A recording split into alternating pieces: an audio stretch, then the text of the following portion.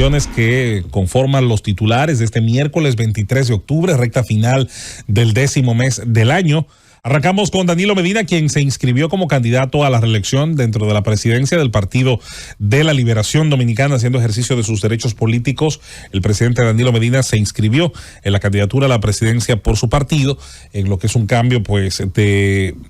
postura, después de haber decidido o al menos haber informado junto al ex secretario general de esa organización, Charlie Mariotti, de que no iban a reelegirse, a postularse en las posiciones más importantes del partido. Bueno, pues a partir de ahí ha habido cambios, apoyos, listas, abajo firmantes, retos, entre otras circunstancias, y el presidente Medina, que insisto, hace uso de sus derechos políticos, ya luego podrá discutirse la conveniencia o no, tanto para los miembros del partido como lo que pudiera ese partido obtener fuera. Bueno, eso se podrá discutir, pero es un uso de sus derechos políticos. Francisco Domínguez Brito también se inscribió como candidato a la presidencia del Partido de la Liberación Dominicana, así que será interesante ver, pues, esta medición de fuerzas, este choque. Francisco Domínguez Brito fue precandidato a la presidencia de la República, a la candidatura, a la aspiración por la candidatura presidencial del PLD en el proceso de hace un par de años atrás, y logró un segundo lugar que sorprendió a mucha gente y que yo creo que le terminó brindando un valor alto como activo político de esta organización. Así que también, pues, animamos, ¿por qué no?, a Francisco a participar, que bueno, lo va a oficializar y ya veremos el resultado que tendrá esto dentro del Partido de la Liberación Dominicana, un partido pues abocado a cambios dentro de su estructura. Los cambios no quieren decir necesariamente que van a desaparecer los rostros del pasado, pero sí hay una intención, digamos, de relanzar esta importante casa de la política dominicana y parte de nuestro sistema de partidos, que mientras más sanos y fuertes sean estos, en teoría debemos obtener un mejor resultado colectivo. El presidente Luis Abinader exhortó a la población a mantener el optimismo en el crecimiento económico de República Dominicana. Diversos organismos de América Latina como la CEPAL y otros más han señalado que ese crecimiento en el caso de la República Dominicana sería el más alto de América Latina. Hay obviamente retos para que ese crecimiento no sea solo un ejercicio aritmético en el tema del PIB, sino que pase a enriquecer otros estándares. Ese es el reto precisamente del país. El Senado de la República Dominicana aprobó de urgencia y en 2 lecturas consecutivas el proyecto de ley que modifica el artículo 3 y agrega el artículo 3,1 a la ley número 137-103 sobre el tráfico ilícito de migrantes y la trata de personas. Este es un tema interesante, sobre todo ahora que el país tiene, pues, la encomienda no solo de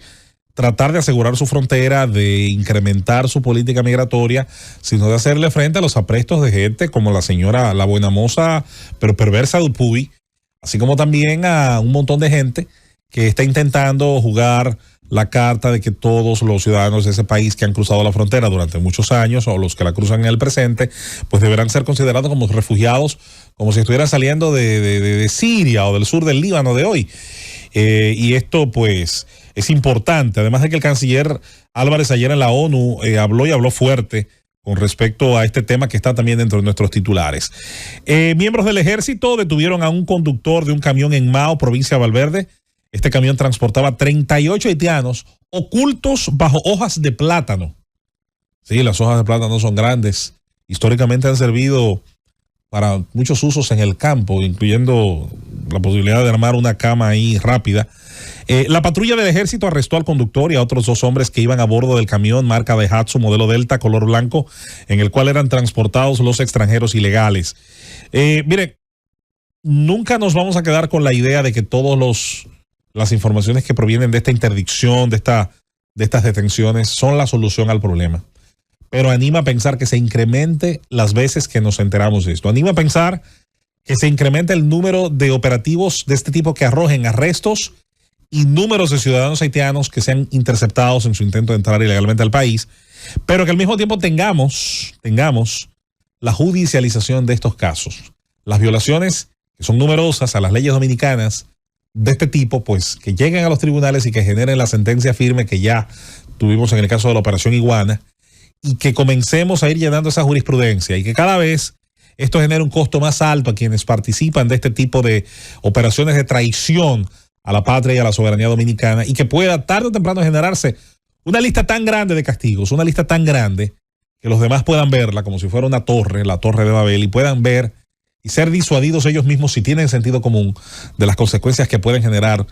sus actos en este sentido. Una información que es nacional e internacional a la vez es precisamente la de el debate de la Organización de las Naciones Unidas, donde participa el canciller dominicano, que aseguró que el gobierno de nuestro país no está en condición de permitir la migración irregular y no puede aceptar el llamado de detener las repatriaciones. Lo calificó de insensato llamado Álvarez, enfatizó que acoger la solicitud de la comunidad internacional sería el equivalente a declarar una frontera abierta y que incentive una mayor migración irregular en el país. Es que hay que hacerle frente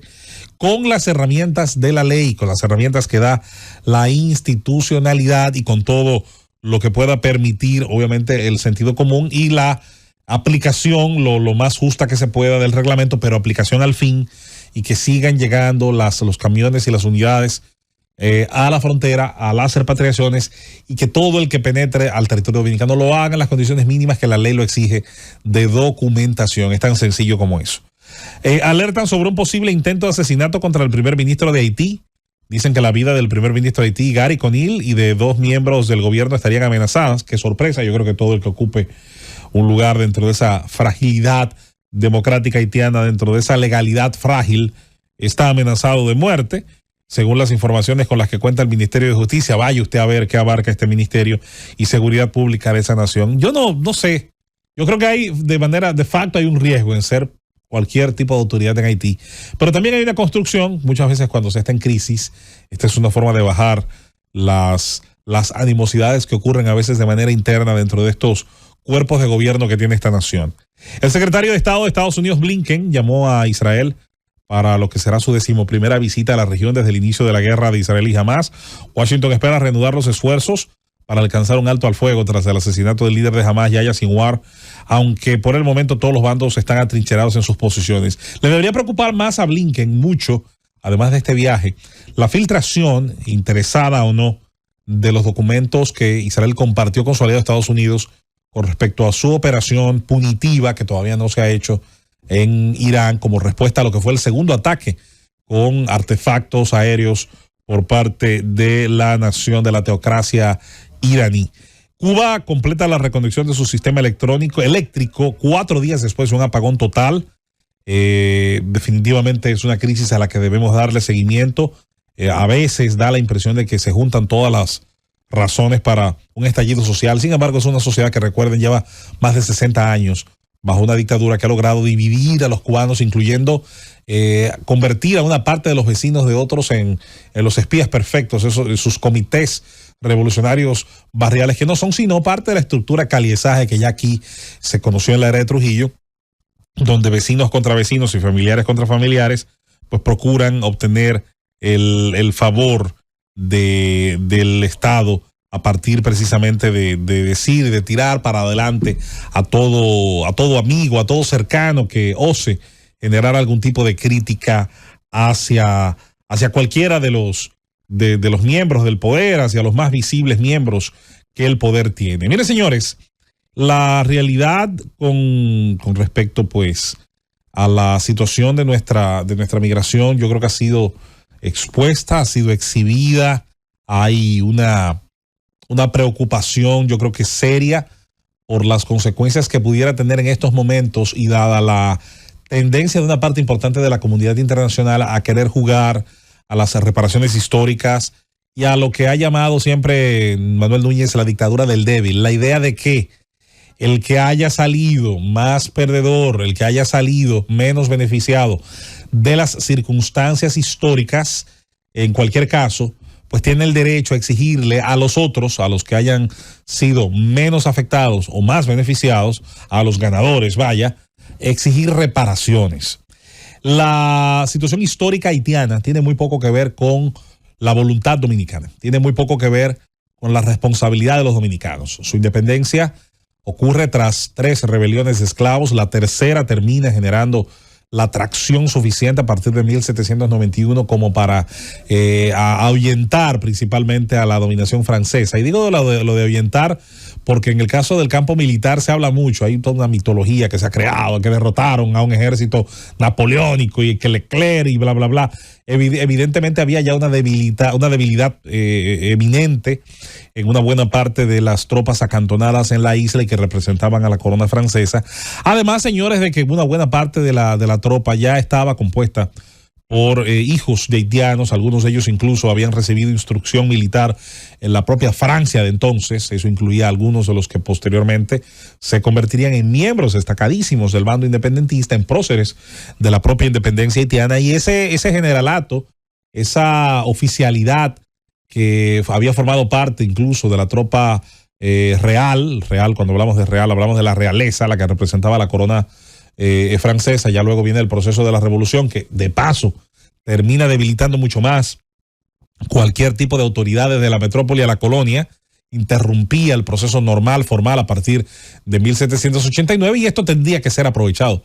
por, obviamente, las circunstancias de los haitianos y de una colonia, hay que decirlo, con un nivel y una operación sumamente cruel de extracción de riqueza. Eso no lo quita nadie. Francia impone una penalidad de millones de marcos que debía pagar Haití a partir de su independencia, como una especie de costo de su reconocimiento como nación. Las naciones que no reconocieron al entonces naciente gobierno haitiano, que no le dieron su reconocimiento, que se lo negaron porque tenían que otorgárselo, era una especie de incentivo a sus propias poblaciones esclavas. Bueno, si ustedes tienen que lavar sus culpas, háganlo, eso es problema de ustedes. Si ustedes tienen algún problema con su conciencia y que intentan traducir en el perdón, en la búsqueda del perdón, de la redención, bueno, pues háganlo construyendo hospitales en Haití, vayan a Haití, construyan maternidades y construyan soluciones de agua potable. Háganle otra presa al Artibonito de aquel lado, que solamente tiene la presa de Peligro, que es una presa pequeñita. Vayan allá y terminen de construir un gran tejido de escuelas y paguen su culpa, que no los deja dormir tranquilos, llevando allá de aquel lado de nuestra frontera, pues todas las soluciones en términos de escolaridad, de salud, de infraestructura de carreteras. Permítanle al campo haitiano, que tiene grandes condiciones productivas, que históricamente han sido bastante resaltadas por todos los que han hecho estudios de suelos de aquel lado, de que si hubiera algún día la paz suficiente, bueno, pues Haití pudiera volver a generar otra vez los cultivos que le permitieron en el café, en el cacao y en el mango, del que fue un gran productor, el Betibel, que produce el perfume, de lo cual Haití, la parte sur, tiene una cultura, una tradición extraordinaria. Vayan allá. Si ustedes tienen un problema con su conciencia histórica, si sus historiadores y sociólogos de su izquierda universitaria no le dejan vivir tranquilos, aporreándole con la culpa y con la teoría crítica de la raza, bueno, pues perfecto, desfoguen ese criterio que mantiene carcomiéndole sus conciencias, y vayan, inviertan mucho dinero, mucho, por supuesto que son naciones prósperas, háganlo de aquel lado de la frontera. Y de este lado, déjennos aplicar la ley y el orden posibles, déjennos tener la administración de nuestro territorio en la mejor de las medidas y en la mejor de las disposiciones a los intereses de los dominicanos, que somos los dueños y los habitantes de este territorio. Y entendamos que han sido muy pocos los casos, quizás con la grandísima excepción histórica de la matanza del Perejil, llevada a cabo por un lunático como Rafael Leonidas Trujillo, y hagamos de esa historia, de las historias en general, pues aclarémoslas y demostremos cuál ha sido la correlación de fuerzas de las potencias internacionales que hoy quieren que sea la República Dominicana la que cargue con el costo de la resolución de los problemas de la nación haitiana. La participación de nuestro canciller, por demás, es valiente. Yo sé que él no es el canciller favorito de mucha gente, sobre todo de los que comparan a todo el mundo con Hitler, o de los que comparan a todo el mundo con